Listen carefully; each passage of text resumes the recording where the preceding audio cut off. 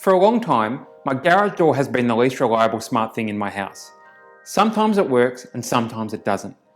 And when something controls access to your home, sometimes just isn't good enough. So in this video, I'm going to show you how I rebuilt my smart garage setup using Shelly devices and Home Assistant. Not just to make it reliable, but to make it genuinely smarter. Lights that turn on automatically when you arrive at night, lights that stay on when you're working in the garage, and lights that turn themselves off when you're done. All without touching a switch. This is what it looks like when a smart garage actually works. Before we get into the how, let me quickly show you what the system actually does. When the garage door opens at night, the garage lights turn on automatically for 5 minutes. If the garage door is closed and the door into the house opens, the lights turn on. And if I'm out in the garage working with the doors closed, motion keeps the lights on for as long as I'm there.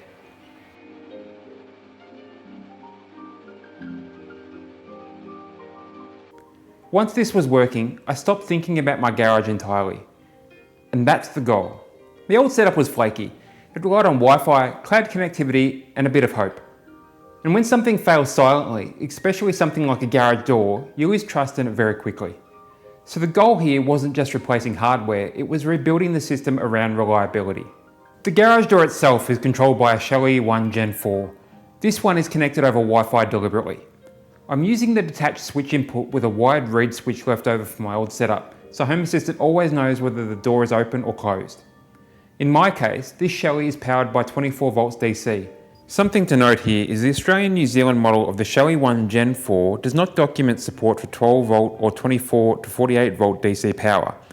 I can confirm that wiring it the same way as overseas models does work, and that is how I have this one connected. My garage door motor is a B&D PanelPro, which conveniently supplies 24 volts for accessories. That makes it a really clean install. This setup should work for most garage door motors, as many of them provide low voltage accessory power, but always check what your specific motor supports.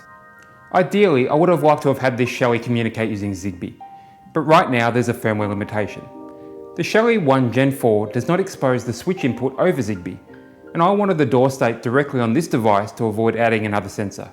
So for now, this Shelly stays on Wi-Fi. For the garage lights, I used the second Shelly 1 Gen 4.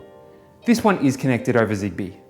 Quick disclaimer here, electricity is dangerous, and in Australia, it's illegal to perform fixed electrical work unless you're licensed. Doing unlicensed electrical work can also impact the insurance coverage of your house if something were to go wrong. Always check the laws in your own jurisdiction and get a qualified electrician involved where required. The real intelligence in this setup comes from the sensors. I'm using an Aqara T1 door sensor on the door into the house, a wired reed switch on the garage door, and an Aeotec motion sensor aimed towards my milling machine and lathe. None of these devices are on Wi-Fi. One of my guiding principles with this smart home design is to minimise the number of devices on Wi-Fi. Wi-Fi is great for high bandwidth devices like cameras and media, but for sensors and simple control, protocols like Zigbee are faster, quieter, and more reliable. Another key principle for me is local control. All of the automations in this setup run locally. That means if the internet goes down, everything still works.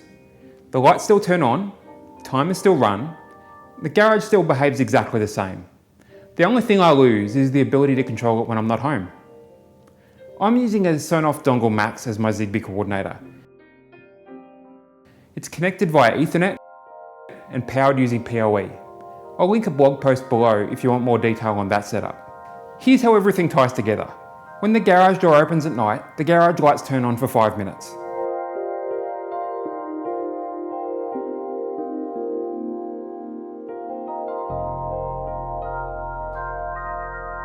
If the garage door is closed and the door into the house opens, the lights also turn on for 5 minutes.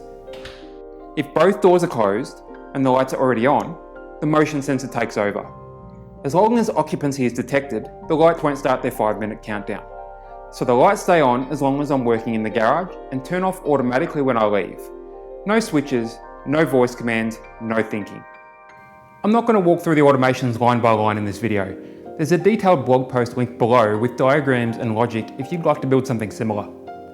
Nothing in this video is sponsored. All of the hardware was chosen and paid for because it solved a real problem in my house.